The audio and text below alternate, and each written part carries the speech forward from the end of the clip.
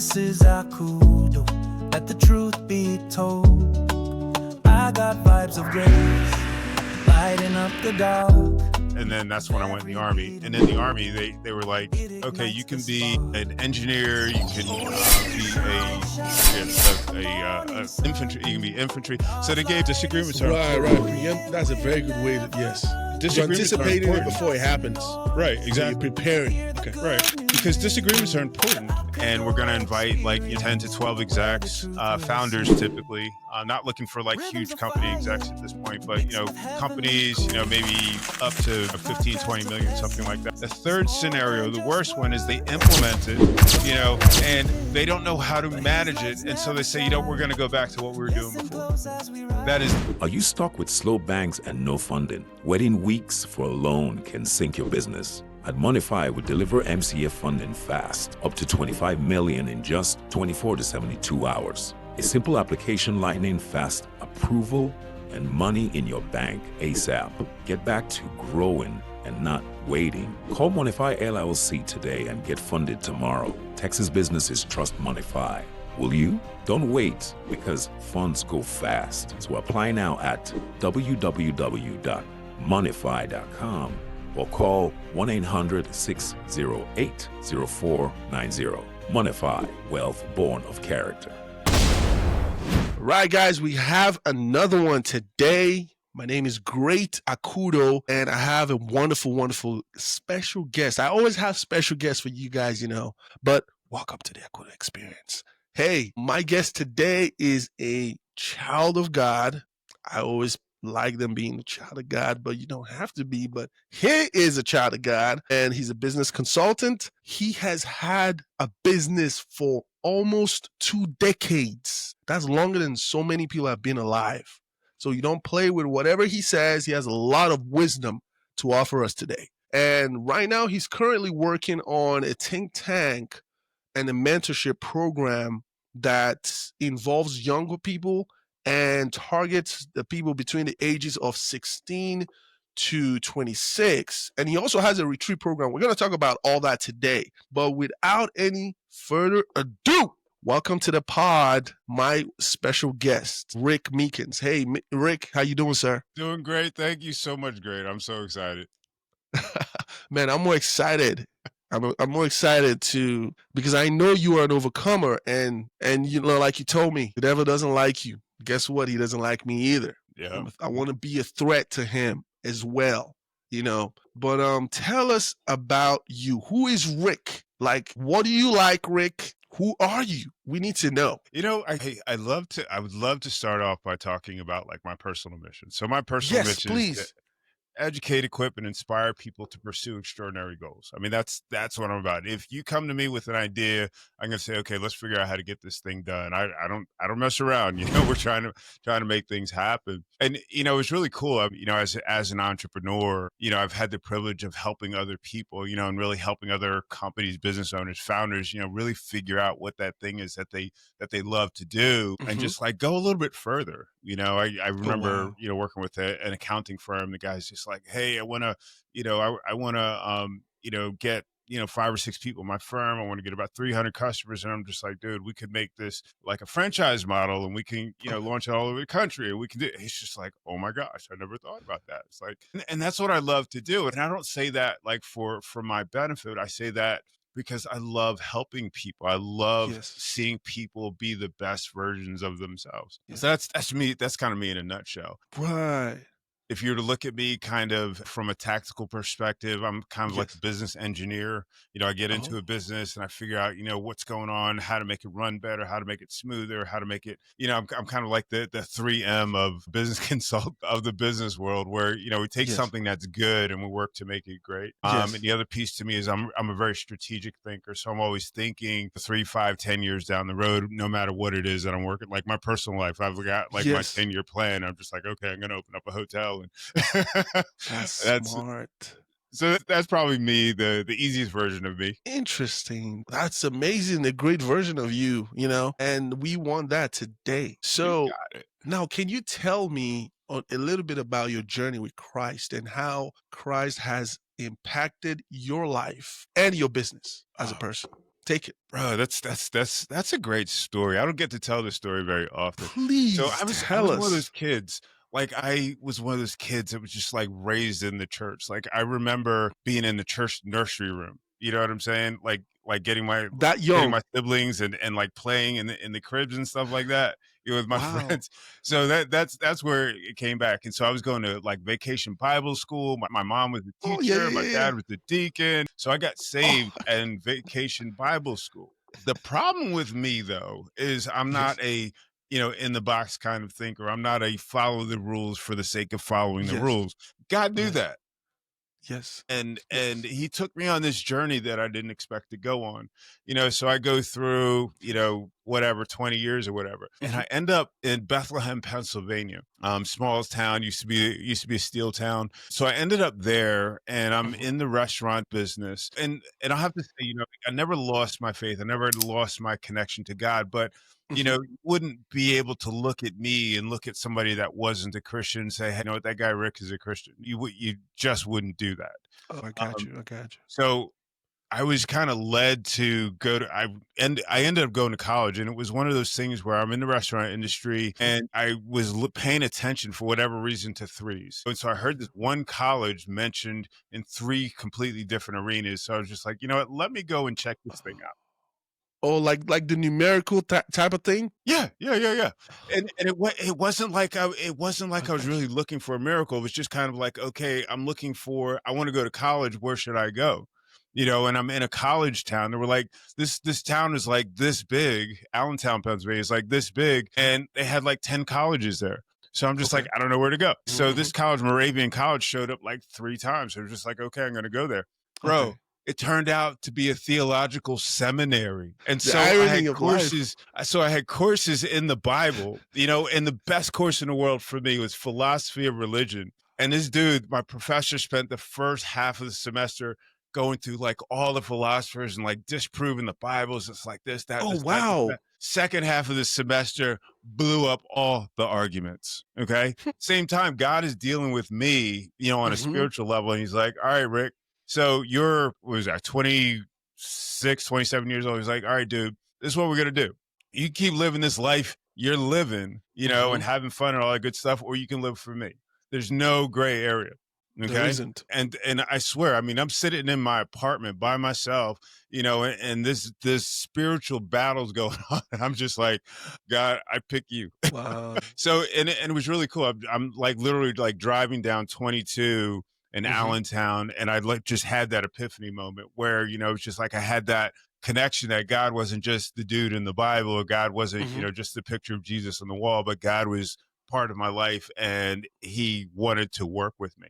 You know what I'm saying? And Mhm. so I needed to have that logical understanding of God. It couldn't just be, you know, because my mom and my grandma and everybody else, you know, said that, you know, God was real and being a Christian was being important. That You sort of wanna thing. know for yourself. Right, exactly. And I studied a little bit of like That's good. apologetics, you know, while I was there, you know, just ran into Mhm. some different people.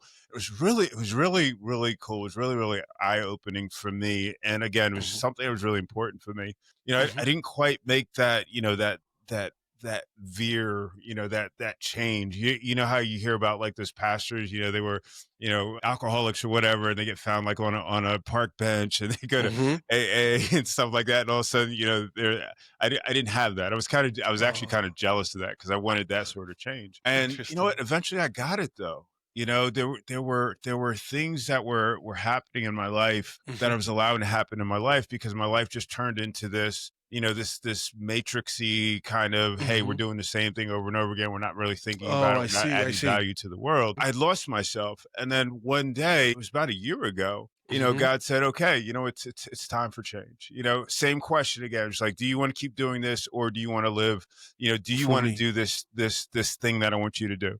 Right. Mhm. Mhm. Craziest thing. It was just like I immediately lost my desire to drink. I immediately Oh lost, man. it's just like these things just happen. My whole way of thinking just completely changed. And then these people started walking into my life that were like deeply spiritual people. It's just like, okay, we're not just like on the page. We're like Yeah. going after God. We're launching battles against the enemy. We're identifying where he's coming in and trying to wreak havoc and saying like, no, not today.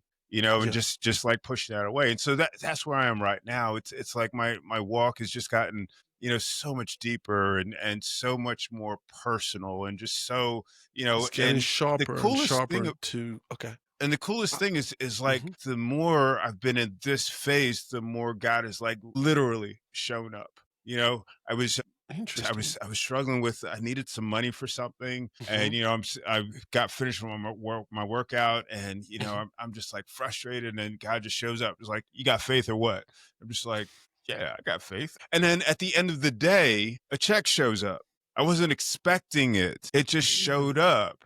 And I was able to do the things that I needed to do, and some things that I expected to happen didn't happen. That would have been negative things. Oh, I see. Yeah, And yeah, this yeah. was just stepping back. It's like, you know what, God, you know what? I'm going to walk on the water. I'm not going to sit here. I'm not going to look at the storms. The storms are going to be there. I'm just Yes. going to focus on you and trust that whatever you want to happen is going to happen. And anything outside of that will not happen because I'm focused on you. And I met And, Greg Kudo, and then Christian you man, met Greater Kuda. That's a good. You had to sneak which that was one in amazing. there. But man, I want you to talk a little bit about your background though. Where you from Okay. now? Talk a little bit about your pops and your moms and the type of relationship you had growing up, especially when it came to doing Christian stuff, Christianese. What was that like for you? And how many siblings you got? Like, I got are 3. you the black Oh, sheep of 2. the family type of guy? Because if you were, that's funny. You would be the second black sheep of the family guest I've had. But can you tell me a little bit about your background? Where you from For and sure. all that stuff?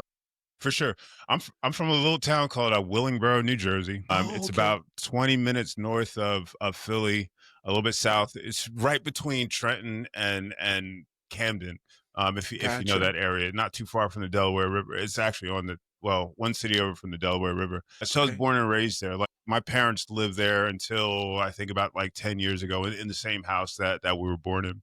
That me Oh, and my brother and sister were wow. born in. I'm the oldest of 3. Okay. Okay. There's a 3-year gap between my sister and I, and then a 2-year gap between her and my youngest brother. My youngest brother was born in 76. Okay. So they called him the bicentennial baby, which made me jealous. That's a good one. That's a good one. Yes. Go on. My parents were both athletic. My dad was actually my soccer Oh, coach for about 10 years. My mom she was doing double dutch with the girls mhm. next door at like 40, 45 years old and like killing it. Oh, wow. Yeah, Really? they're both still alive, but she was definitely, a very active person. Let me think. Wow, what else? So we were kind of a sport family. It was a weird gap Mhm. with me and my siblings. It's kind of like you alluded to, like as being the black sheep. I think I didn't have the typical sibling relationship. When I Oh, look at like my kids now or my mhm. grandkids, it's like it's not the same as what we I have. see. I see. Like I probably haven't spoken. I'll speak to my brother like on text, like 2 or 3 times a year. My sister a little bit more than that, but it's not like Mhm. picking up the phone like every week or every month I or anything got like you. that. And Um, and checking it, up and on I think them or it's I think whatever. it's I think it's more on me though. I think it's one of those things because I've always been a very introspective person. I was kind of like that guy. Like my dad got me computers, got Mhm. himself computer, and I kind of like Kaju at it. Took over it. And I would be programming. You know what I'm saying? So I Oh, did like wow. programming. I like built like this robot. I did like Wow. models. I was into Legos, and I was always building things. And so these are Yeah. I have to tell a story. But these are the things that I always enjoyed doing. It's just like I'm always making things, like thinking like an engineer. This story, my little brother wanted to help me, one Mhm. day, and I don't know, I was building a lamp or something like that. And, I had an electrical cord, and, this is terrible, but fortunately, it was like 40 years ago. And so I blew the fuse in the house because I messed. But I didn't, and we're young. I think he must have been like 6 or 7. So I was like, Oh yeah, 11 or he was super 12. young. And so I'm Right. messing with electricity. I blew the fuse, but I knew enough, not to touch the wires, right? So he stays in the room and the wire's sitting there on the floor. And I said, don't touch the wire. And I went downstairs and reset the plug. And all of a sudden I hear him scream. No, It's like, dude, no you have way. one He job, bro. touched it. Please don't tell me he got rushed to the hospital or something. No. It was Thank little. God. He got like a little scar like this big. But it was like no, it was really no big deal. It blew the fuse like right away. Did he He's hate you for absolutely that? fine. Don't do that at home, kids. No, never. Please, never. But yeah, so we grew up. All of us played. Some sort of sport. My brother, he played. He also played soccer. He also played Oh, basketball. okay. I played mostly street sports. So I played, Okay. basketball, football, hockey, volleyball. It's just about anything I get my hands on. I just enjoyed. I've always been like very, very competitive and competitive like in a team perspective. How tall are you? I even had like even at church we were involved with Awana. Are you familiar with Awana? One? No. Awana's kind of like the Scouts. Oh, Where okay, okay, you okay. have camps and you have athletic stuff, but the Got big thing is you. like we have to like memorize Bible verses and stuff like that. We get patches and all Oh, that. it's Christian based. Yeah, Oh, okay. Interesting. How tall are you? I'm 6'4". Oh, okay, okay, okay, okay. You and I are the same height. Okay, Interesting. Yeah, yeah. So it makes sense. You definitely be athletic, and you're not overweight or anything. So you actually look like well kept and in shape. So I definitely would have guessed you're athletic. thank So you. what about your relationship with your pops and your moms? And are they still together? Yeah, they are. Oh wow, They are. amazing! Yes, that's amazing. Talk a little bit about that if you don't mind. I don't know what kind of child I was, to be honest with you. Oh, really? I was different. Interesting. I was, especially my teenage years, it was like I've never been a color in the line kind of person. And so Hmm. it's like, rules for me were kind of like guidelines that, sometimes we cross, you know, and Savage, right again, there. I'm always trying to build something. And my dad is always, he was that dad that Yes. would like, change a door and like save all the trim and save all the nails and stuff like that and save screws from everything. So there's I got always you. stuff that I could take and like build stuff. And so I was always, into something like trying to build stuff. And I was Yeah. always getting in trouble because I was going in his stuff and taking the good wood and leaving his tools out and this and that and this and that. And it's like I never got Interesting. enough of that. So Interesting. that there was that, there was kind of that conflict, because I was Got very you. strong-willed and I was not a person that Yes. you were just going to say you do this because I said to do this. You know what I'm Yes. saying? I wasn't Yes. really a talk back sort of person. See, I got all my teeth. But Word. Word. there was Word. that kind of that passive aggressive where it's just like, okay, I'm really gonna do my own thing, Right. And I was Well, always those are more difficult to deal with, if you ask me. yeah, I would hate for my kids to be like me. I'm so grateful. This guy. I'm so grateful that they are not like me because the other piece to that is Yeah. like I was sneaky. I was able to like figure out how to get around stuff without getting Right, in because you're trouble, smart. Yeah. and Yeah. You're intellectual. I could tell. every time they would Interesting. figure out what I was doing, I would change my strategy. Right. You know Right. what I Right. mean? Right. I was good. Interesting. Yeah. So you never really got calls from school to your parents. This one time I did. We Really? thought it would be cool to cut school one day. Oh, We were at my friend. We had to go back by my friend's house. I don't remember what for. And so we were there, and apparently the neighbors saw us in the house and called the cops. And so the cops, gave us a ride to school, and they let our parents know. And this, that one is not much of a big deal, actually. no, never got never was in fights at school. I knew Oh, wow. most of the people, in my graduating, we had a graduating class of about 400 people, and I knew most of the people. Right. Most of them knew me. I knew a lot of the juniors. I mean, I guess I was a personable person.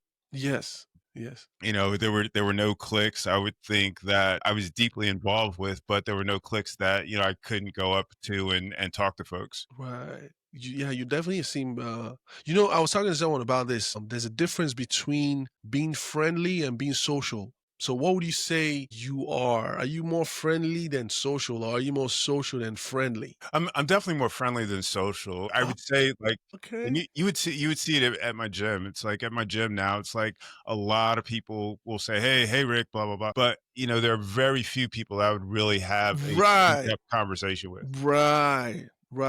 And you've always been that way. Always been that way.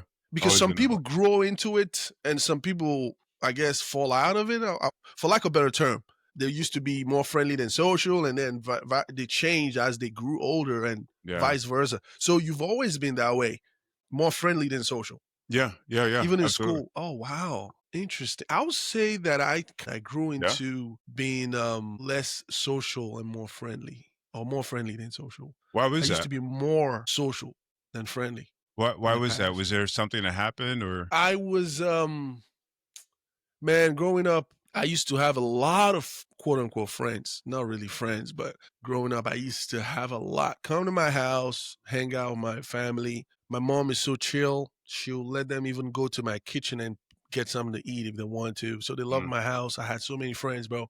But when I got into college, there was a separation that happened, bro, that hurt me. It actually hurt me because, wow. like, thinking about it right now, but I think it's for the better. I like it now. But then I was hurt because I saw that the so many friends I had kind of pulled away to do their own thing. It's not their fault. Yeah. After one term, we come back, we meet each other, but it wasn't the same. It wasn't the same. Yeah. Yeah. So that hurt me, man. I'll tell you the truth. Yeah. Think God was working on me, man, to be honest with you. Because look, if you think about it, as you're going to the mountaintop, not everyone is going to get to the mountaintop. And when you get to the mountaintop, it's usually lonely. So I feel this is my interpretation of it. I could be wrong, but I feel like God was trying to teach me about when I get to the mountaintop, about understanding loneliness and being okay with it, and not being alone, but alone. There's a difference, right? You obviously a consultant. There's a difference between being alone and being lonely. Mm-hmm. So when I got into college, I experienced loneliness, and it hurt me for a bit, and I grew out of it. But I came to an understanding at that time that, man, they don't owe me nothing. I don't owe them nothing. Let it just be that way. So Mhm. from that moment, the shift started happening in my life. I started becoming more friendly than social. Mhm. So I'll say hi to everybody, right? But Mhm. like you said, there are very, very few that I'll call my friends. Yeah. Yeah. But that's great that you've always been that way. I emulate that. I wish my children would because the reason is the pain that I felt. I didn't like it. Yeah. I don't want my children or anybody I know to go through that. You did not experience that pain. Yeah. You were just like that, and that's amazing. Well, I mean, you could leave me alone for a month, and I won't complain. You won't complain. You're good. It was weird. It was like when COVID started, like suddenly, like all these people are in my house, and I'm just like, what the heck, man? Because I enjoyed my peace and quiet. I mean, that's just the way Wow. I've always Yeah. been. Wow. Interesting. Now, okay. And so, would you say your relationship with your parents was good, or it was a little shaky? Like I said, They I didn't don't understand really you. I wouldn't want me as a kid. I mean, and I would You were that and I say troublesome. that I say that with integrity because Hmm. I'm not a person that can be really ruled. You're going to have to work really, really hard. I Like got you. I was in the army and I went through basic training and Thank you for your service, by basic the way. my pleasure, my pleasure. Basic training wasn't something where like other soldiers, they would bring them in for the purpose of breaking them. But, that didn't happen with me. I Wow. basically did, I didn't have a problem with like anything that they were doing, but they didn't break my spirit. You know what I mean? Yeah, like they usually say. Yeah. Yeah. And, I mean, I think for them that may have caused them some challenges that they didn't expect. but, but Good I one. did my job and I did my job Yeah. very, very well. But even with like going up through the ranks, Yes. there weren't seniors that were going to intimidate me to, do whatever. Yes, sir. You know what I'm saying? Mhm. I think now what I've learned is, to really manage that. I still have, probably that same like fierceness or, whatever, but it's managed It's through. managed. And this was another one of those things that God, really showed me. It's like, Okay. it's okay to be strong or whatever, but you have to, if you're going to honor me, you've got to manage that. It's like Oh, you, wow. Rick, you protect people, you guide people, you show people the way, but you don't do it with force. You do it with wisdom. If there's a time that you have to Word. fight, then you'll be ready. So like, I don't know if you know this guy, Jordan Peterson. Yeah. Yeah. Okay. Most people know him. He said something about be a very dangerous man, but in control. Yes. That's good. And I'm not much of his fan now, but that statement has always ranked true to me. Because I've heard in the past growing up as a Christian, we hear how Jesus is meek, and they say meekness is power under control. Yes, exactly. So how Jesus was, taken to get slaughtered, and he didn't do nothing about it. He could have. The Bible literally said he could have called the army of angels, and they would have destroyed us like nothing, right? But he didn't do that. So that stuff has always been in my head. And then when I heard Jordan Peterson say it that way, and he wasn't trying to quote the scripture or anything, he was just talking about it. He said, "Yeah, be so powerful, but in control." That's good. So that's what you were like, I guess. That's what God was trying to teach you. In other words, yeah, you're very fierce, but I was just thinking on it. I was just like, I was just like a wild donkey, and really, I look at like I needed this time to really kind of be tamed. You know what I'm saying? Yes, sir. Because it just wasn't going to happen. There was nothing that was gonna, really, and I'm saying this as an intelligent person, as a logical person. Yes, I'm sir. not going to go out and put myself in harm's way or hurt other people or anything like that. Of But course not. it's like I wasn't going to be a person that could be in corporate and sit behind a desk, 50 hours a week or whatever. I didn't work well, right, in those with types that kind of of structure. environments. Exactly. Yeah. I worked well now, and I worked well. The interesting thing is I worked really well in the restaurant and the kitchens, but I mean, we're moving, we're dancing, we're like creating like all the time. It was a great environment for me. And I absolutely loved like that part of the restaurant industry, but it's not, I'm not tame. You know what I mean? I'm not my parents, my mother more so than my father, but my parents are tame. You know what I'm saying? They color inside the lines, they make sure that they're using the right colors. They're making sure that other people see that they're using the right colors and coloring inside the line. I was never ever that person. Right. And that, now you talked about your kind of restaurant. made me, I think that made me hard to parent. I think it made it hard for me to be an older brother to my younglings. I think it may have contributed to me being more friendly than social, because which is a good thing though. Yeah. Good thing though. But now you talked about the restaurant, and you mentioned to me that you're a trained chef. Talk about the retreat program too, and a little bit about that. Man, so yeah, it was interesting. I was in college back in the 90s, back in the late 1900s. I was in college. Vampire or something, bro. I was in college, and I ended up having to leave, and then that's when I went in the Army. And in the Army, they were like, okay, you can be an engineer, you can be I forget, infantry. You can be infantry. So they gave me like 4 or 5 things, right? And so I'm sitting here going, okay, I'm like 6'4", I weigh about 235 pounds. I would make a really big target. I think I'm going to be a cook. That's how you logically explain it to yourself. Exactly. Everything is strategic. Everything is logical.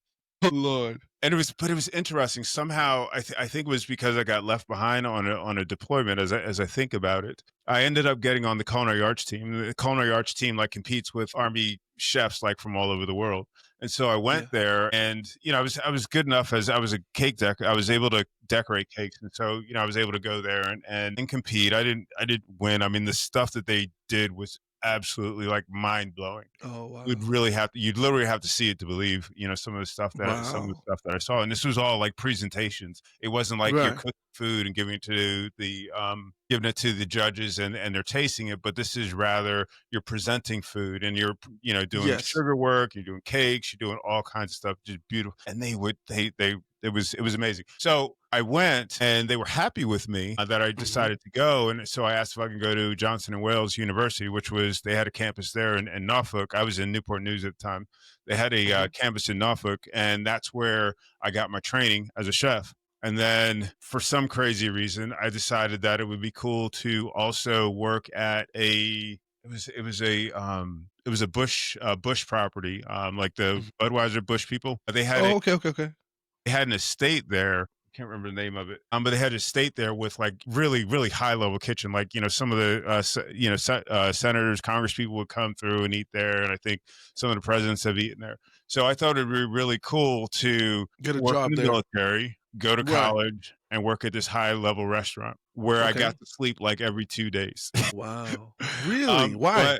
But I learned a lot, so I did that. So anyway, after I got out of the military, I just continued cooking. I had the skills from Johnson and Wales. I had the skills from working with, other, really good chefs. I worked at a few different restaurants, ended up at the executive chef at like two restaurants, two high volume restaurants. And then of course, Rick can't work for anybody because he's a wild donkey. So I had to go and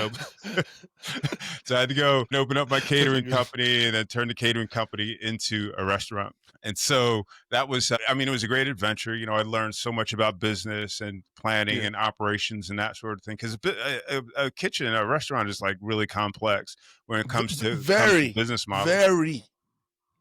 Especially in America. And we were from agree. scratch. We did everything from scratch. So it wasn't like, I'm just ordering like, the breaded onion rings and stuff like that. If we're going to have onion rings, I was going to cut and make onion rings and that was just going to be it. And that's what we did. So that was really my foundation, but that was also my retirement, from that industry. I closed the restaurant and then I did a catering job. And one of the parties that I always wanted to do was that wedding from The Godfather, that tent wedding. I got to do that. And that was just like, okay, I'm done. I'm good. And so I retired from that industry and that's when I moved here to Georgia and I started consulting a few years later after I got some footing. So what I've been wanting to do for a few years, or what I've been thinking about, like in my 10-year plan, is to open up like a bed and breakfast type thing. And this would be where people could come in and, do business retreats and be able to have like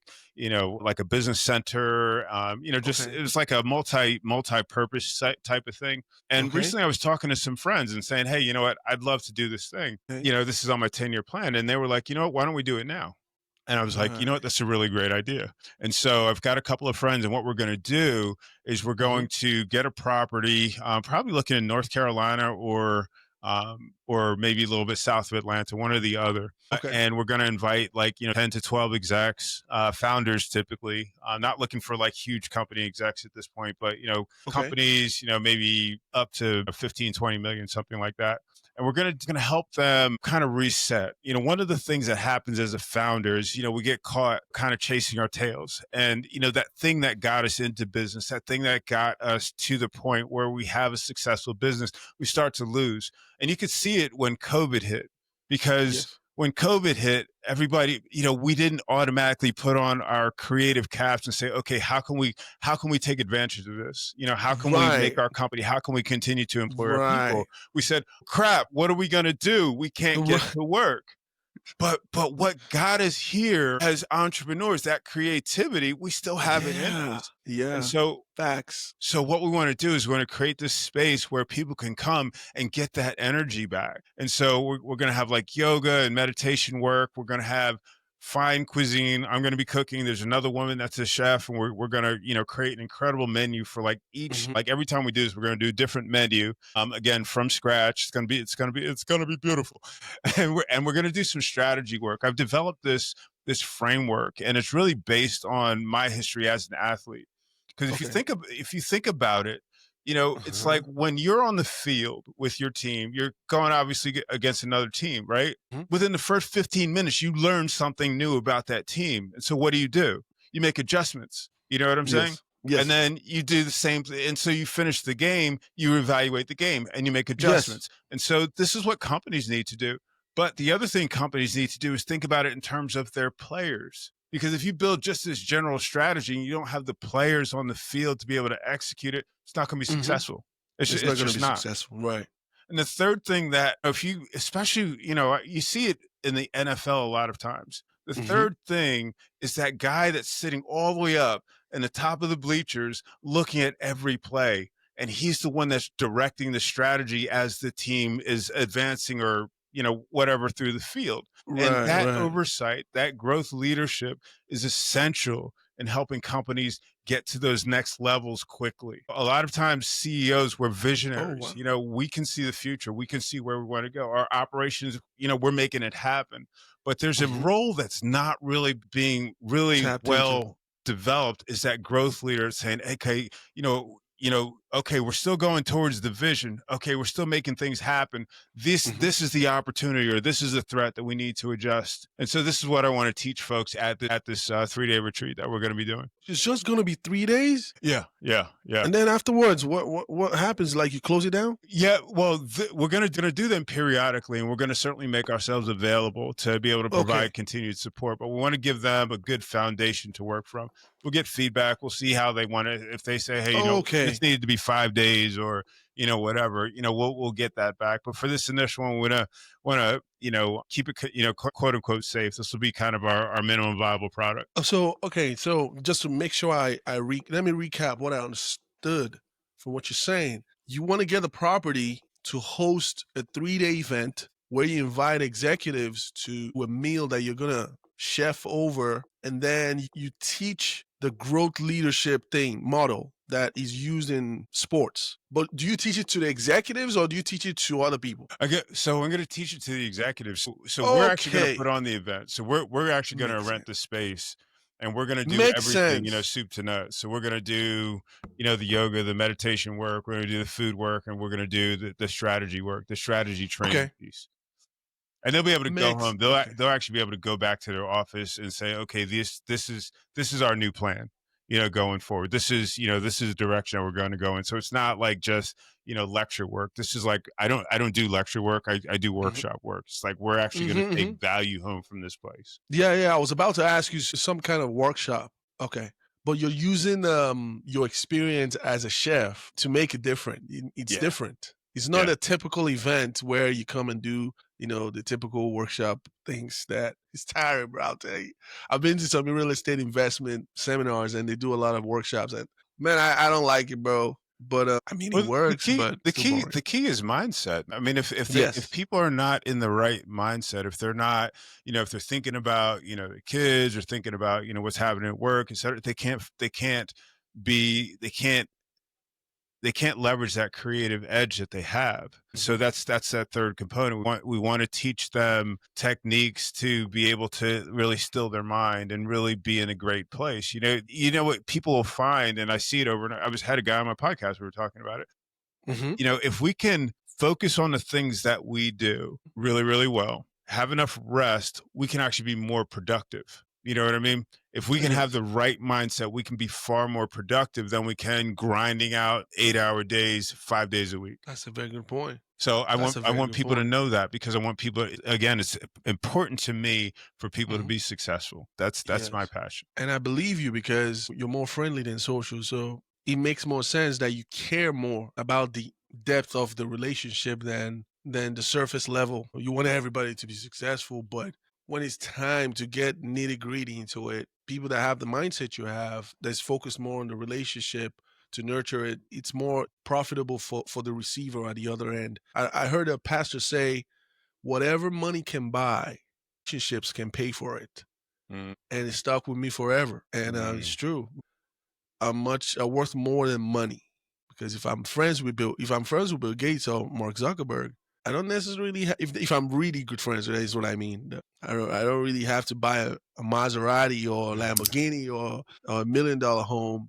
They can get it from me because they love me. You know what I mean? Not necessarily that I'm expecting them to do that, but what I'm saying is, I can definitely know that I'm covered. You know, and so it applies to God as well. But now I'm going to ask you this. Let's see. How do you ensure alignment with client stakeholders throughout a project? For example, this project, the retreat. How can you ensure, and you say you have a bunch of friends that are willing to get it done with you. How do you ensure alignment with the client stakeholders throughout the project? Take it. You know, the hard thing about that is like you're always dealing with different personalities. You're dealing with people that communicate differently. They receive information. You know, people really process information based on their education and their experience, you know, where they've come from. You know, and it's like you would love to be able to get everybody on the same page, rowing in the same direction at the same speed. But, you know, God didn't paint in one color. You know what I'm saying? Nope. God didn't paint. And so the key here is to figure out, help them understand how they're different, how they're alike, and figure out how to play together, how to make this beautiful mosaic.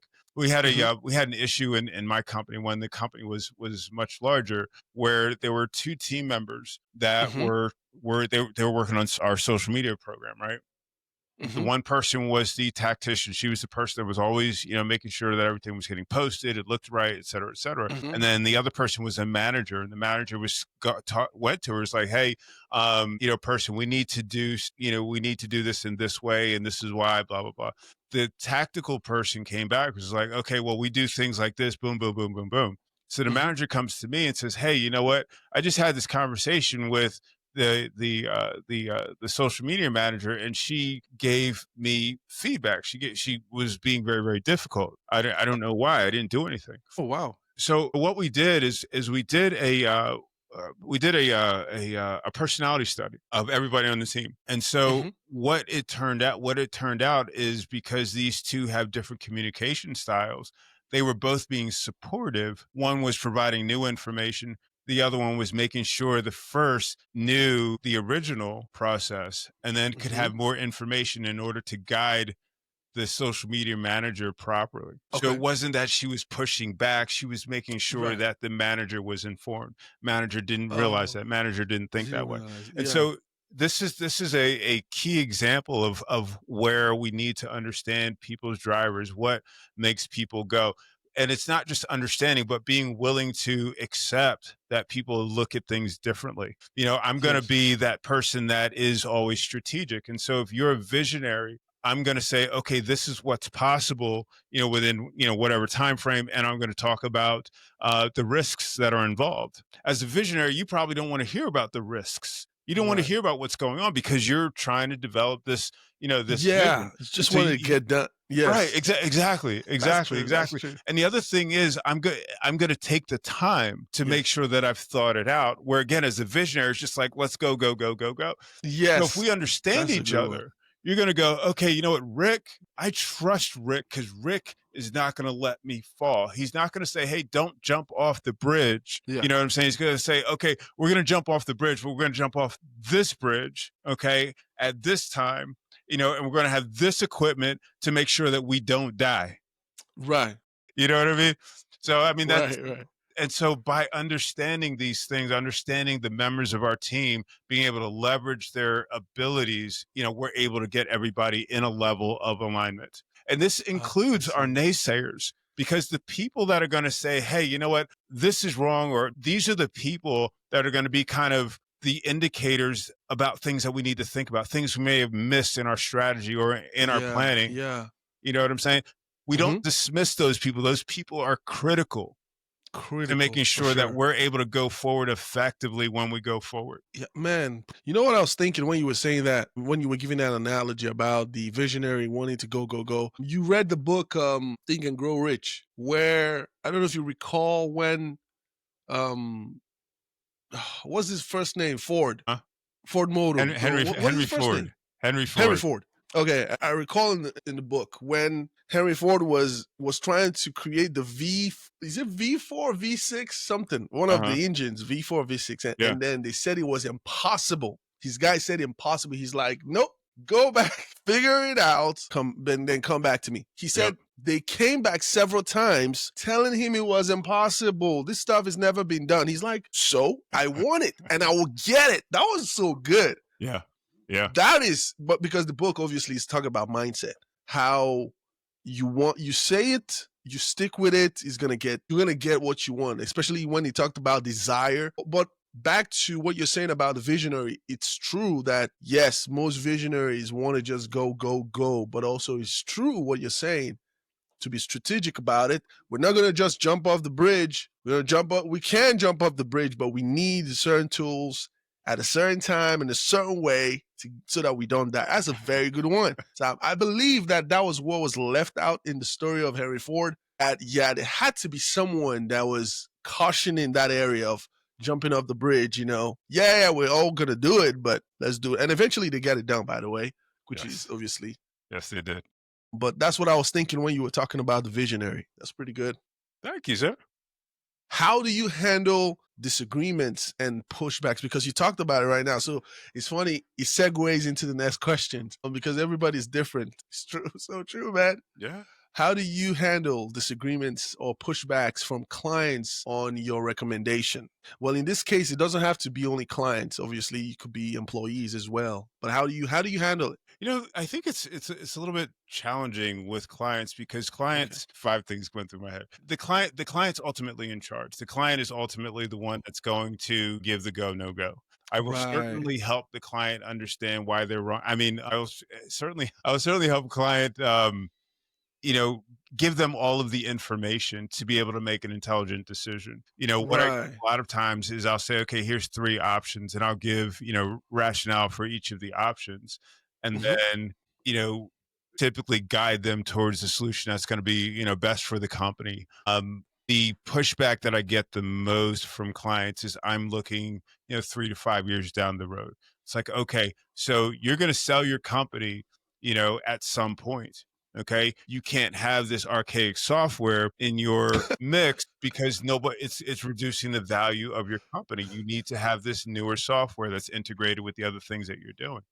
Yes. That's a typical that's not an atypical conversation that I would have. And what it comes down to sometimes is just what I was laughing about is sometimes you just have to wait for, folks to catch up, because it happens like 9 times out of 10. It's just like, I think we should have made that marketing strategy like a couple years ago when you mentioned it. I mean, true. It happens.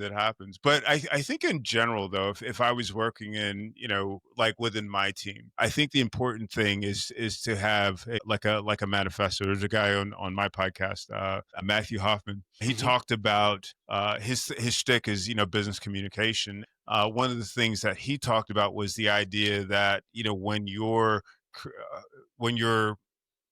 working on your team, you're working on your team culture, you create what he called like a Magna Carta. And on that, it's like, how do we handle, different scenarios? And I thought that was great. And then I had it was interesting because like a week later, I had another conversation with a gentleman named Kyle. I can't remember his last name. Anyway, he wrote this book called Begin with We. So Begin with We has these 10. That sounds familiar. Do you have that one? It's a great book. It's a great read. Sounds familiar. It has a 10 different foundational truths that when you incorporate them into your organization, when you get into scenarios where there's disagreements, you already know what's going to happen. It's like, you know what, we're not in this place to sandbag the company. Let's figure out how we can move together. Let's figure out, where we're strongest. And it's a really, really, these 2 documents, in my opinion, are a really good approach to handling, to preemptively managing disagreements. Disagreements are important. Right. Preempt. That's a very good way to, yes. Disagreements You're anticipating it before it happens. Right. Exactly. So you're preparing. Okay. Right. Because disagreements are important. As I said before, you have that guy that's kind of that sandbagger, he's thinking about, hey, what if this happens? What if that happens? We're not baking that into, we're not necessarily baking that into our initial thinking, disagreements breed creativity. This is, I used to have this process that I use with my clients called, destructive creativity where, we would come in with, potentially bad ideas. It's almost like, a Kaizen project where everybody just throws everything at the board. And then you start to make connections between different ideas. And then you come up with something that may be, genuinely unique, something that you hadn't considered, originally for your company or for whatever it is that you're doing. So I say, embrace disagreements, but understand how to manage them. Because if you like the understanding part, it would not eventually lead to creativity, I guess. Yep, exactly. If you don't bother to try to understand from the other person's perspective, you don't get anything out of it. If you're just thinking about what you're going to say, your defense mechanism, you're not going to get anything out of it. Everybody loses in that. And it's one of those things, it's kind of like in marriage. Like if you win the argument, you still lose. You know what I mean? Everybody loses. I see what you mean. Yeah. I don't want to, my friend of mine would say, I don't want to be right. I just want to make money. And I always laugh about it, but he's married and he talks about that kind of stuff where, in an argument with your wife, you don't want to be right, bro, but yeah. Okay. Yeah. I have a question for you that's unorthodox, I would say, but okay. What you got? What do you agree with this statement? There are no wrong questions, and if yes, why? Why? I think there has to be context in that. So if we're in a I don't know, we're talking to an author or a subject matter expert or something like that. If we're asking questions with regard to that subject area, I would say that, because okay. I see people, and I'll give a quick example. I see people sometimes create leading questions. You know what I'm saying? So it's it's a very, very simple question, but they're trying to understand and dig much, much deeper than perhaps whatever that surface level situation was. I think it's really important to ask those questions and perhaps ask them strategically, so you're absolutely sure that the person you're asking is very, very clear on where you're going. And also you're getting the information that you genuinely need. If you don't, there are people that need to understand not just what, but also why and how. And if they don't have that, then they can't function. They can't move forward. So what's your answer? That is a very intellectual answer. I would like to say, generally speaking, there are no stupid questions. Okay, generally speaking. Okay. Now the reason I'm asking this question is this: the context of this is we have this. Let me just say it. Okay, workers meeting at church. We have this workers meeting at church, and when the presenter of the session for the workers meeting is done, they open up the floor for people to ask questions. I've noticed that there are these people that always have a question. They always have a question, and most of the time, questions have already been answered. Now, it's either they just ask questions because they want to ask questions. Like, there's so many reasons I can say right now. Is it that they're just looking for attention, or they're asking questions just to ask questions, or they truly are not, I don't want to use a derogatory word, but they're not as smart. But I'm telling you, these people are the same people that always ask questions at the end of it. And the funny thing is, the presenter always starts with, well, not always, but almost always, they start with, there are no wrong questions. Man, personally speaking, I always question that statement. And I'm saying this because maybe I don't have patience. And not only that I don't have patience, but I feel like I don't like talking too much about it. Just get to the point. If I don't understand it, I'll ask you a question. But if I understand it, we're moving on. So when I see the same people every time a workers meeting is done, ask questions, it loses the value of the question to me. So I've always wanted to ask someone, I talk about it with, people that are close to me. Why do people always say there are no wrong questions? Because if you ask me a wrong question, I'm going to tell you no. There are no wrong questions. There are no stupid questions or something like that. I think that's the way they say it. I feel like there are stupid questions, but you're the consultant and you're having a different approach to it. Generally, you're saying it's generally speaking. Well, in the context that I presented, what are your thoughts on that? Well, I don't know. So asking a question that's already been asked, is just not helpful. I wouldn't say it's not stupid. I would say it's just not helpful. Okay. Okay. I don't think those types of open floor forums are very helpful, though. And I say that because there are probably people that have great questions that I'm would telling you. edify the entire room that'll never speak up because they're not that type of person. You I'm know what I mean? telling you, bro. Yes. I feel like questions are meant to be asked, not just for the person asking them, but for everyone in the room. Because okay, for example, you're telling me about your military background, right? Mhm. And if I'm in the military, if I want to go to the military, listening to you talk, right? And I've always wanted to go into the chefing part of it, and I've never really heard anyone talk about that. And you talked about it, and I'm Mhm. like, whoa. Okay, I didn't know there was an opportunity like that in the military, or maybe I know, but it has never been talked about. If I ask a question, me as the interviewer, right, the host, ask you a question on that, you might answer the question in a way that someone would say, "Man, that's true, though." Mhm. Mhm. I never thought about that, because I'm not asking the question just for me, even though I want to know, but someone else is gonna have to benefit from your answer. Mhm. So, but Mhm. if I'm asking you just random, like, I don't know, man. This is my thought. I would rest my case on that, but I wanted to know what you thought about it anyway. So, next question. We're almost done, my brother.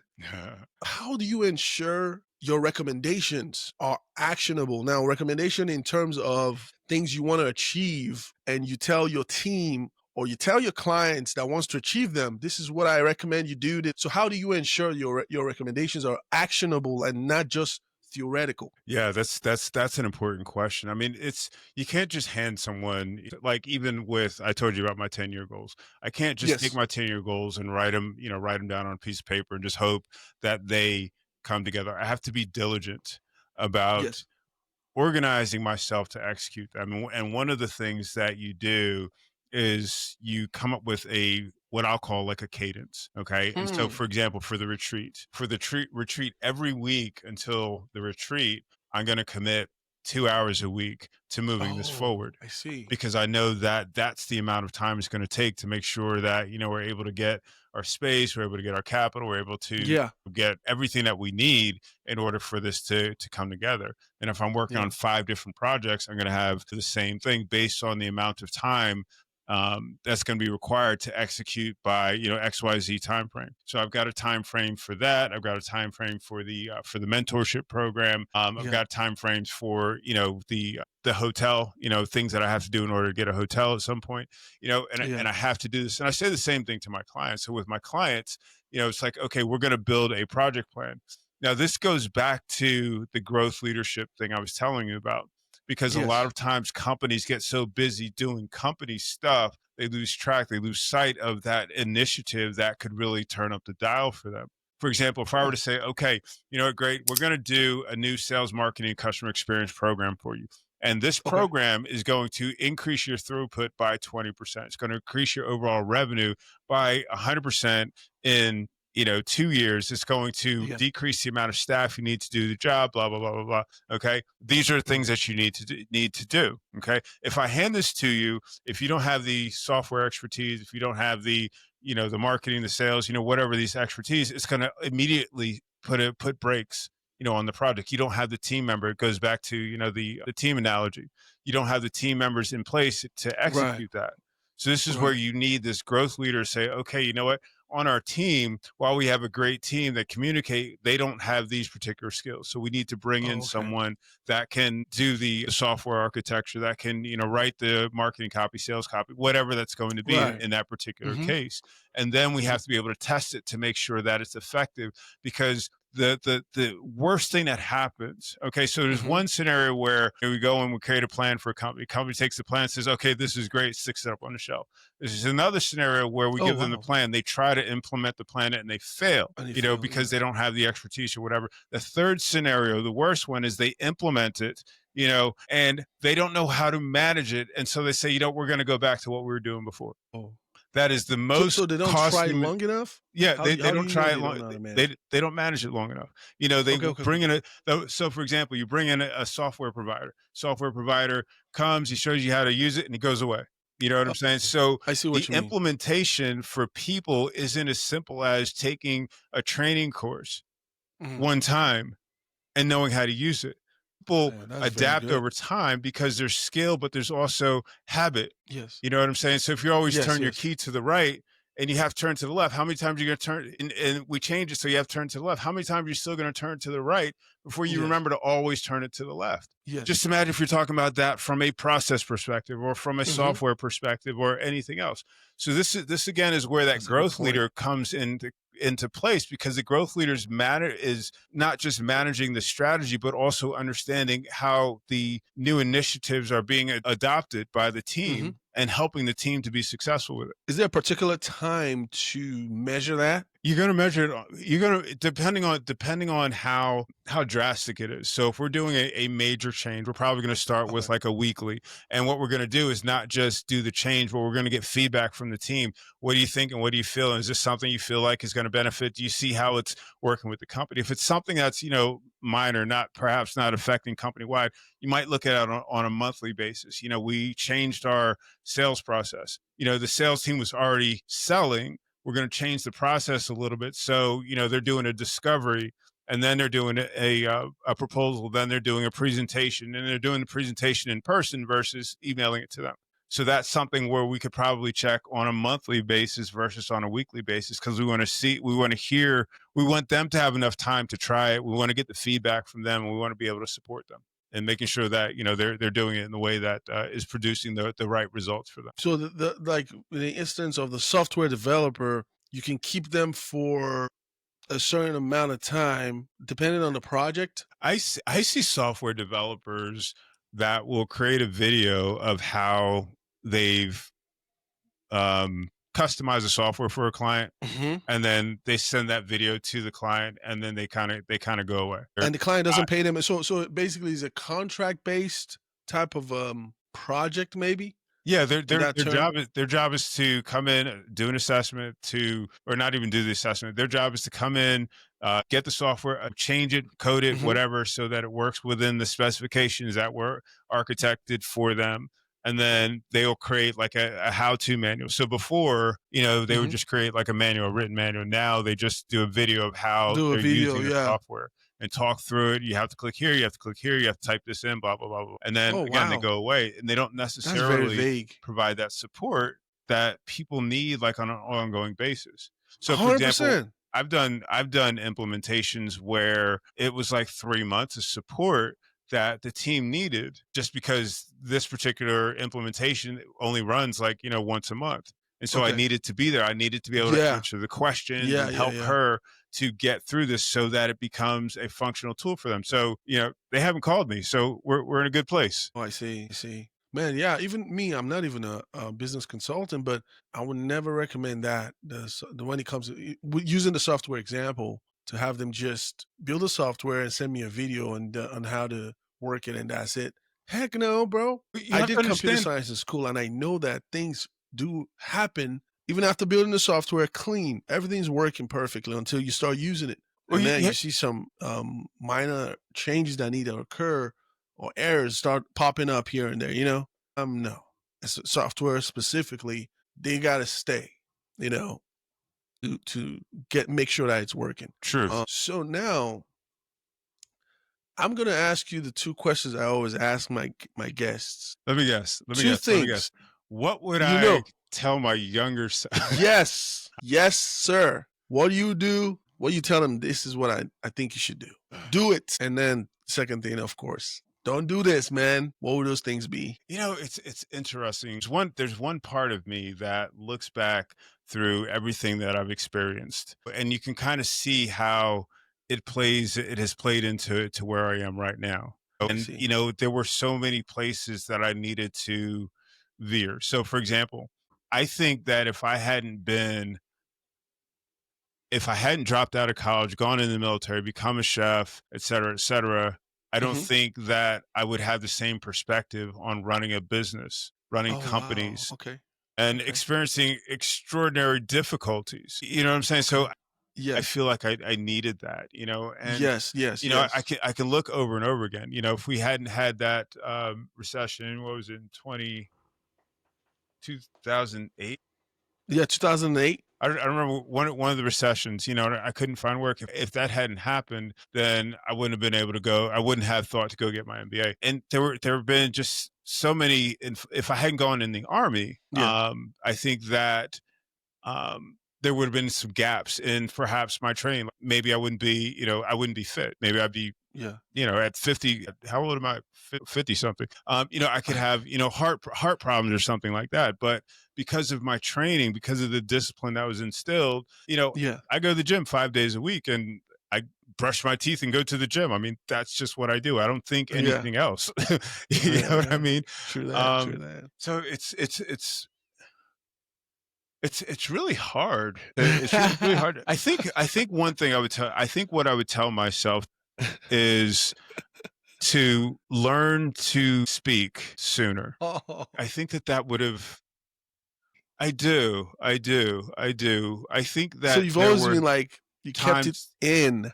What's that? Like you kept it in, what you wanted to say. You never verbalized it. Yeah. I mean, I've always been like, diplomatic. It's just like, hey, let's figure out a way to get along or whatever. But there were lots of times when I just didn't speak up for myself. I just didn't ask for what I wanted. I didn't tell people what I wanted. I was just like, okay, we'll do whatever. Which is kind of weird, right? That is crazy. You know what's crazy to me? Why? One of my guests said the same thing. Yeah? They just said it a different way.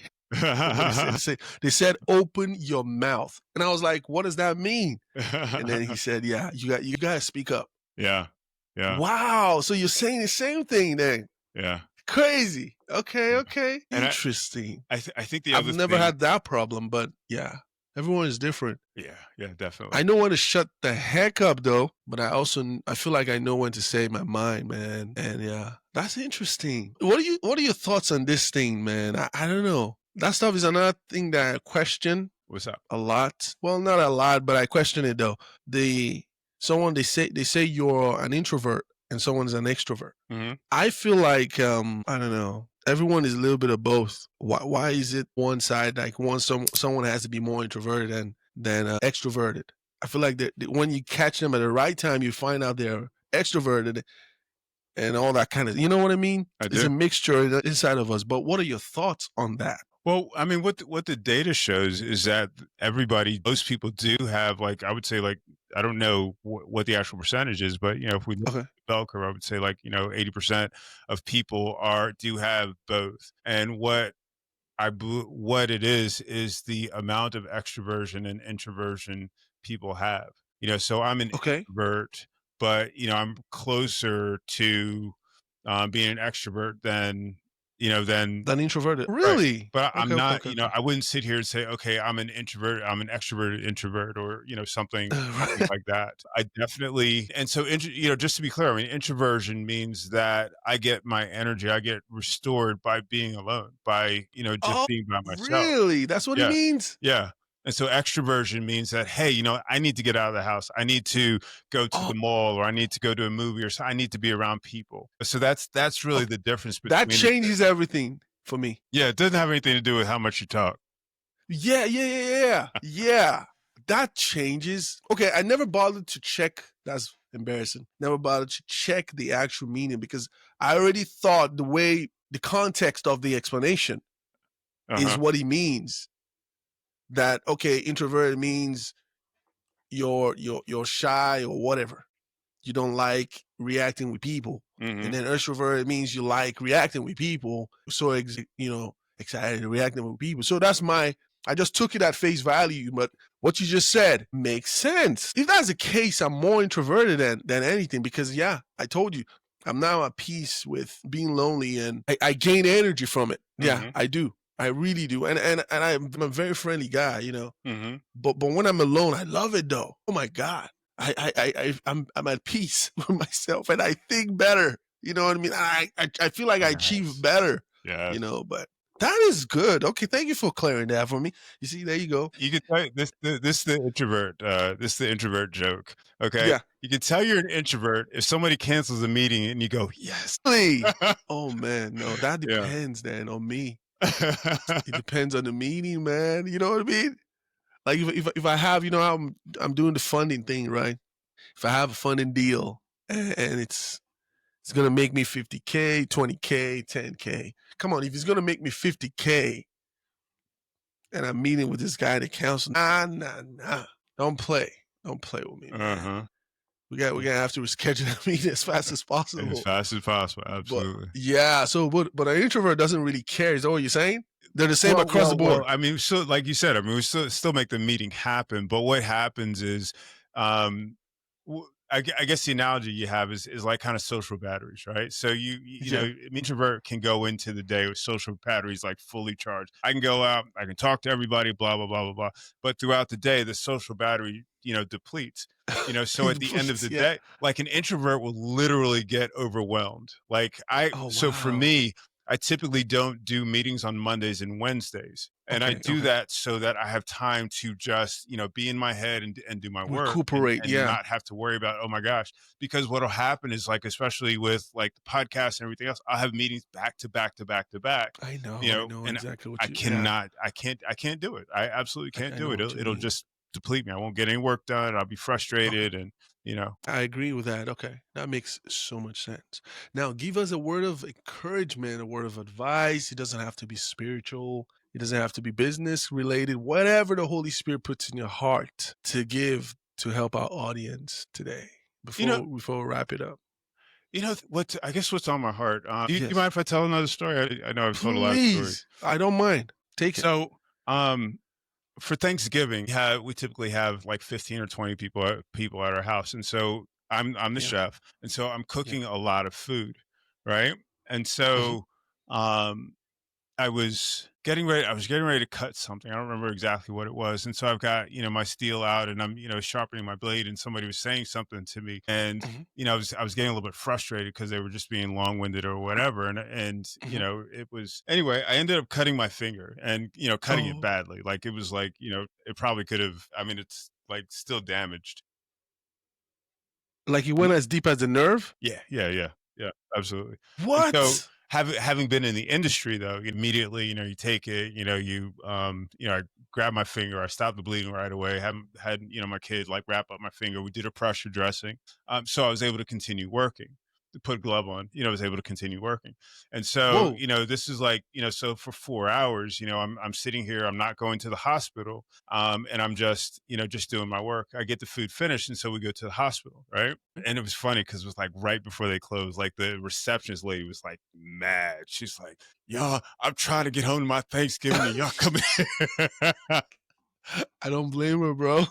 I didn't either. I'm not mad. I'm not mad. Oh, man. But it was interesting. The doctor that we had was not typical, you know, and she comes in and, you know, she's talking to us, and she just looks at me and she goes, you know, life is more spiritual than natural. 1000%. You know, and the thing about it is we don't think about that, you know, and the interesting thing is it's like, you know, something will happen and we don't recognize that it was a gift that was given to us. Something that, you know, we might say, well, I think God gave this to me, or, you know, I think this, but if it's aligned with God's plan for your life, if it's aligned with God's vision and values, okay, if it makes sense as far as what we know about him from his word, I'm saying going from Genesis to Revelation, you know, it is God, and God is always trying to communicate with us.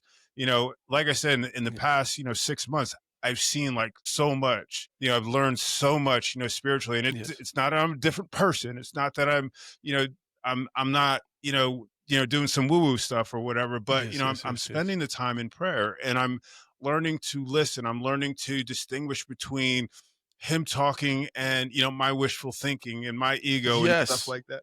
I'm learning to obey, you know, without asking questions. You know, God asked me, I think I mentioned it, God asked me the other day, he was like, do you have faith? You know, that was not something that came from my brain, because I'm not going to ask myself, my ego is not going to permit me to ask a question that's going to question my integrity, you know? So this comes from the Father, because the Father loves us, you know, and it's not just that, the Father has plans for us. You know, a lot of times when we look at the world, we look at it through the lens of us and what we can get, what we can do. The Father's plans are bigger than what we can get for ourselves. The Father's plans are That's true. How are we going to impact the world? Not everybody's born to be an evangelist. Not everybody's born to be a missionary or whatever it is, but everybody has a purpose as part of the Yes. kingdom. And what we have to do is we have to learn what our role is in the kingdom, and then we have to be Yes. willing to do it. It's an everyday Word. thing. It's a faith thing. It's a journey thing. Things will get hard. And guess what? The journey's still there. If you think about the Word. Israelites started in Egypt. Egypt was beautiful, right? Egypt had gold and everything else. It had food, et cetera, et cetera. God said, we're not going to stay in Egypt. Though. We're going to go across the Red Sea and we're going to go to Canaan, where you're going to fight giants. God knew that already before they left, that there were going to be giants there. He took them across the desert because they needed to learn. They needed to learn to depend on God. They needed to appreciate the manna, okay? The manna. God didn't say, send a bunch of, wild sheep to them like every week and say, hey, kill and eat. He gave them manna. He said, I want you to depend on me. He didn't walk them along, a fresh river stream. He said, there was no water. He says, I want you to depend on me. This is what God wants from us more than anything. And it's not for the sake of being dependent. It's for the sake of having a relationship. Okay. If all you do is read the Bible, that's equivalent to reading a phone book. It's equivalent to reading a Wikipedia article about someone. It doesn't mean that you know God just reading the book. You need to interact. You need to grow. You need to open up your heart and your head and say, hey, you know what? I don't know it all. I don't have all the answers. God, I need you to step up. I need you to show, and you do this. God, I need you to show yourself who you are. Yes. Okay. And he will do it. He will do it. May not be in a way that you hoped or expected or whatever. It may not be that check or, whatever it is, but God will do it.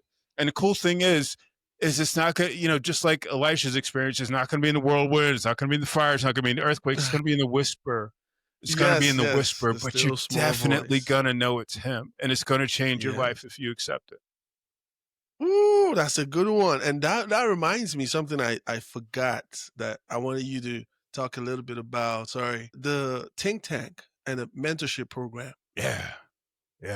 Can you talk a little bit about that? Oh man, I'm so excited. It was interesting because the mentorship program in particular was not something that was on my radar. I was just talking to a friend of mine, and he says, hey, you should do this thing. The mentorship program is designed for students, or not students, but young people, generally ages 16 to 26. And what I want to do is I want to really equip them to be entrepreneurs. Okay. So if they've got, kind of that creativity and that interest, coming in the door, what we're going to do is we're going to teach them, really foundations of business, not just like how to do a P&L or how to create products or market, but also like mindset activities. Because running a business is hard. As it's just like stuff does not go the way that we want every single day. You're going to wake up some days and everything's going to be bad and people are going to be knocking on the door talking about they want money, et cetera, et cetera. And as an entrepreneur, you have to be able to say, hey, you know what? This is just what's happening today. This is just what's happening right now. Tomorrow's a new day and we're going to crush it. We have to do this too shall pass kind of thing. Yes. This is something that people need to be prepared for. 80% of businesses close, not necessarily because, hey, they're just failing. It's because we don't necessarily have the mindset. We're sometimes just too lazy to do the things it takes to run the companies. So we're going to teach people those things early on, as part of their business curriculum. And we're going to understand what they have aptitude for. And then we're going to send them out. We're actually going to send them out on apprenticeships. So the area that they have interest in. So if they, we're interested in podcasting, we'd say, hey, great. I want you to, mentor this guy, for a month or 2 months or something like that. And they would learn production and editing and everything else that's associated with the podcast. So we're going to do that, depending on the field, but probably looking at about 3-month apprenticeship program. And then we're actually going to take them at that point to designing what their business is going to be like. We're going to take them through the process more like a startup. So it's like, you're going to design your product, you're going to design your business, you're going to create an MVP, you're going to create a pitch deck, you're actually going to pitch it to potential investors. Ideally, we'll get some money for you, and then you'll be able to launch your company. Throughout the whole process, you'll have a mentor, somebody that's just reaching back and willing to, be that voice on the other end of the phone, say, hey, you know what? It sucks, but you're going to be just fine. Just get up and do it again. I believe that those 4 components will really help these young people to be successful, because a lot of times these are kids that, they're graduating from high school and they don't know what to do, and they may not have parents that were entrepreneurs. And so they don't necessarily understand that environment, or, they get kicked out of school, or they're in Department of, Juvenile Justice or something like that. And they don't have the chance to really go back and go to college, or, whatever it is. So I'm trying to really bridge that gap, bridge that area, and at least give kids an opportunity to be successful, especially those that have that aspiration to open and run their own companies. So that's that. And the think tank's a separate program. It's for like solopreneurs. And this is more of an accountability program. So what happens in that is people can sign up for that. And we do cohorts of 10 people at a time. And what we do is each week there's one person that comes and presents like a big, problem, challenge that they have. And then the group together talks about, some potential solutions. I'm there. So it's not like we've got the blind leading the blind, so to speak. Yeah. But you're going to oversee it. Right. And then so they have like 3 or 4 deliverables that they have to have. And then each week they're going to talk about, where they are in their process. Everybody in the room is going to talk about, particular, life challenge, business challenge that they're having, and maybe a goal. But there's one person, like I said, on the hot seat that's going to be the person that's the person of focus. So after, 10 weeks, 12 weeks, something like that, everybody's been through. And ideally, we've taught people how to identify and manage problems, and then they can either graduate or they can go into a different program. And is it going to be in person or online? Online. I'm still an introvert. Have you heard of, this guy they call Dan Pena? Dan Pena? Yeah. Have you heard of him? The $1 trillion man. Actually. He's funny. He hosts programs like these, but in person. He hosts them in Scotland, I believe, in a mansion. Yeah. I believe it's Scotland. I don't remember. Switzerland, I believe. Yeah, because he said I think Switzerland they said is the safest country in the world or something like that. Something like that. Anyway, it could be Scotland and Switzerland, but he hosts them in a mansion there. Mm-hmm. And they spend about 7 days, I believe, pay tens of thousands of dollars to go there. And, obviously similar to the idea you're bringing up, but the only difference is that Dan Pena is an a-hole, and not is an a-hole because I'm not saying that. I'm saying that because he's rude to them, Oh, man. So he uses those kind of military style approach. Yeah. They bring up things they can do or they're afraid to do, and he rages at them, curses them out, but supposedly they said that he has a high percentage of success with them because most of them turn out becoming multi-millionaires or whatever. I don't know. But I thought you'd heard of him because this program is pretty good, and the accountability part of it is solid as well. Yeah. Yeah, that brings us to the end of our show. Don't worry, we're going to invite you again. You're the man. I thought you are definitely the man, and I really... Go ahead. I thought I spilled all the tea already. No way. There's so much tea that has not been spilled. So much. You're so guarded, and we have to break it down. You're too smart for your own good. Too smart, man. I can tell you're very smart. I mean, I don't know if you've tried. Have you done your IQ test? We won't have that conversation, all right? Man, I guarantee that your IQ test is super high, bro. And that's one of the reasons I'm assuming this. Okay, just an assumption. That's one of the reasons you might think you're difficult, maybe with your parents, because they could not understand this guy's very smart. Very tactical, like you mentioned. So you would get away with a lot of things, and it's hard for them to figure it out because you're not like every other kid. And I could tell the way you talk, I could tell that's true. But yeah, guys, you guys have heard from the mouth of the expert. I'm just an errand boy here, and but we will bring him back for the next few times. Okay, that we need him to be here to spill some tea. Today we were talking about being an X factor in delivering business results, and he has spilled it on how to do that, giving you plans. He's explained it in so many ways. So I would like you guys, if you have any questions, feel free to message us, or you can comment below, like, share. You can subscribe if you want to. You can follow us. And also, before we go, Rick, where can they find your podcast? What is the name and how can they find it? Oh, cool. Yeah, the podcast is called The Relentless Pursuit of Winning Podcast. You can go to rpowpodcast.com. rpowpodcast.com. Yes, and I'll put it on the screen when we're editing the video. And they can contact you personally there too. You have a contact where they can reach you there too, right? Yep. Rick at rpowpodcast.com. You can reach me there. Perfect. Thank you so much, Rick. Awesome. And guys, this is the Akudo Experience. My name is Great Akudo, and I'll see you guys in the next video. Bye-bye.